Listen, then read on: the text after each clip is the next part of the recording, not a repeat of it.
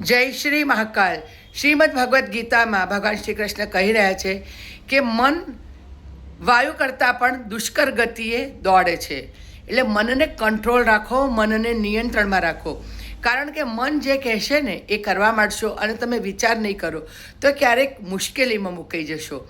આ જે પણ જીવનમાં સારા કે ખોટા કર્મ થઈ રહ્યા છે એ મનના કારણે થઈ રહ્યા છે. કોઈ વિચાર કર્યા વિના તમે એ કાર્ય કરશો તો શું થશે? વિચાર્યું છે?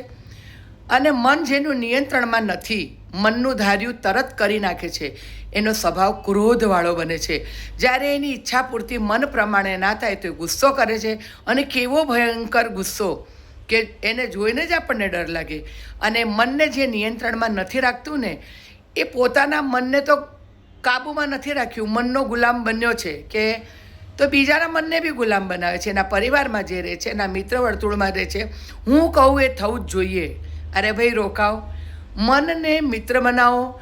કંઈક વિચાર આવે તો મન સાથે મંથન કરો, આ સારું છે, આ ખોટું છે, અમારે કરવા જેવું છે, આવું કરું કે ના કરું, વિચારો. નહીંતર તમારો ક્રોધ તમારા મનના તમે જે ગુલામ થાવ છો એ મુશ્કેલીમાં મૂકી દેશે. અને તમને જ નહીં પણ તમે બીજાને પણ મનના ગુલામ બનાવશો તો એવું આવેશાત્મક પગલું ભરશો કે જીવનમાં તમારી જાતને માફ નહીં કરી શકો. એટલે વિચારો, મંથન કરો. જય શ્રી મહાકાલ.